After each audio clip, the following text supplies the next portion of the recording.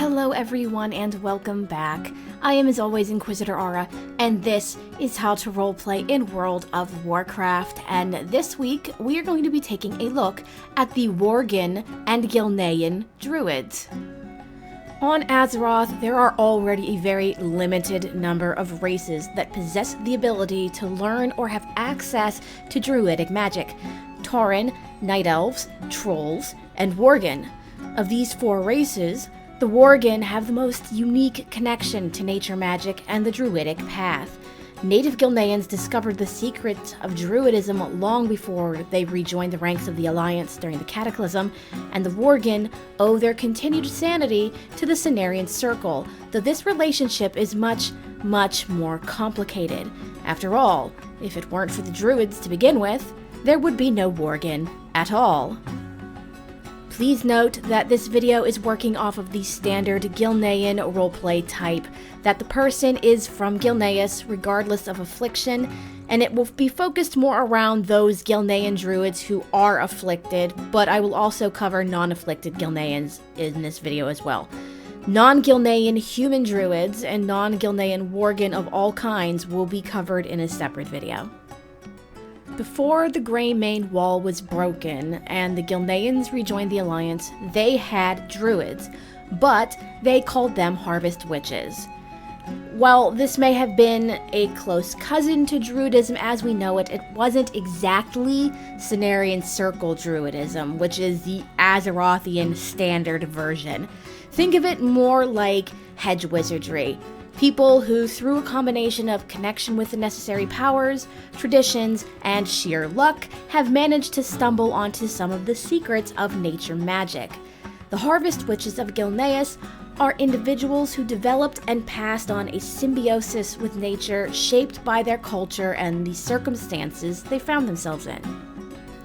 These Harvest Witches had access to the basic druidic abilities, but did not possess the ability to shapeshift. This is taught only to full-fledged druids, the majority of whom serve in some capacity within the Cenarian Circle.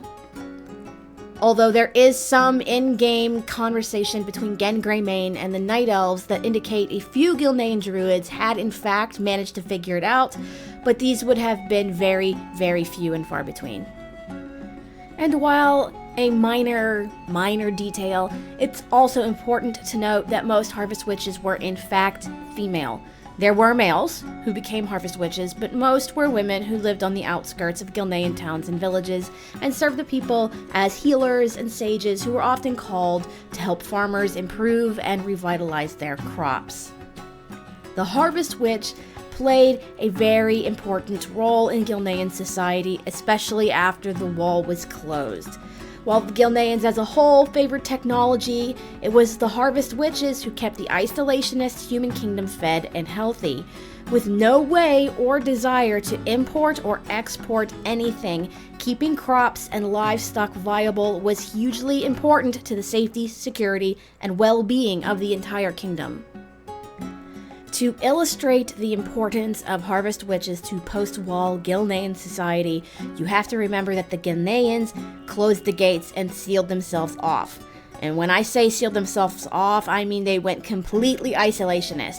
They went so far as to heavily defend their harbor and allowed no one and nothing into Gilneas. No merchants, no ships, nothing in, nothing out. It was during this time that a famine swept across the countryside. Gilnean soil is notably rocky and very hard to farm in. Livestock and crops just started faltering at an alarming rate, and starvation was becoming a very real threat. It was only the intervention of the Harvest Witches that saved Gilneas and its citizens. No technology Gilnean inventors came up with could stop the plague affecting their food supplies. The Harvest Witches called upon their power, summoning the Earth's blessing and restoring the harvest. This firmly cemented the role of the Harvest Witch in Gilnean society, who before had been left alone on the outskirts and often criticized for their ancient rituals and lack of innovation. As such, most adult Gilnean druids likely started off as Harvest Witches or were learning how to be Harvest Witches when the Cataclysm struck.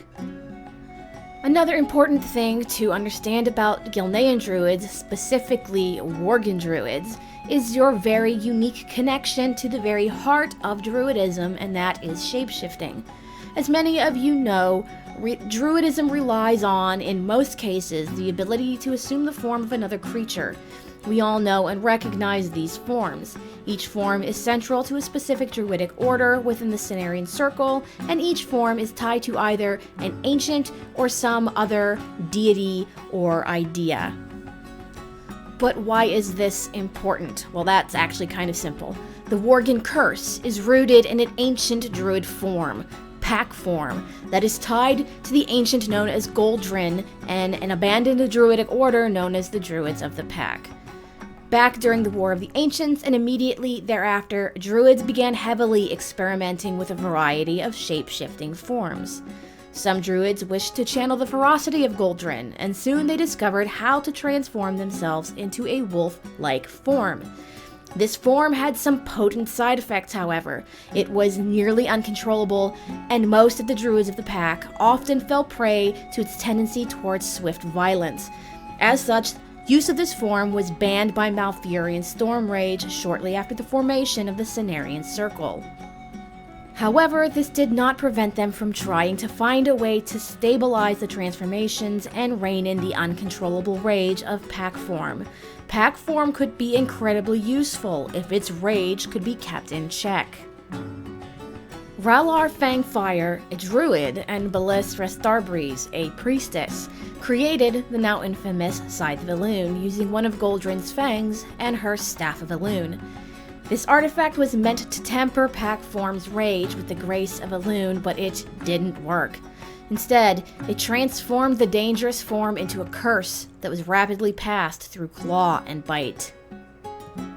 Malfurion was forced to banish those that lost their way and could not transform back into the dream, placing them into an induced slumber and burying them beneath Dal Anir, a great tree in the Emerald Dream known to have a supremely calming effect. This tree has an Azerothian counterpart known as Tal'Daren in Gilneas. It was from Dal Anir that Arugal freed the Worgen in an attempt to protect his home of Gilneas from the undead scourge. While they were effective at dealing with the undead, they quickly turned on the Gilneans, infecting their soldiers with the curse before escaping into Silverpine Forest. The curse spread like wildfire through Gilneas. Hundreds fell victim to its wrath, and as more and more people turned, the faster the curse crossed the country.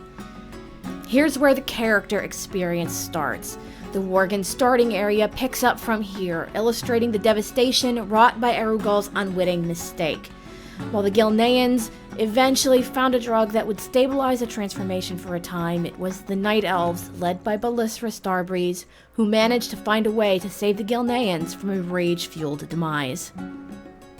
It was also during these events that the Night Elven Druids recognized Harvest Witches as being able to access Druid magic, and it was because of this that they began teaching you how to do more with the gifts that you had. This is where druidic shapeshifting started being taught en masse to the Harvest Witches. Now, let's take a look at some role-playing tips for Worgen and Gilnean druids. If you want some very basic inspiration, take a peek online and check out real-life actual druidism as it existed and was implemented by the ancient Celts. This will give you a solid idea of what Harvest Witches were and of how they were viewed and some idea of their basic responsibilities.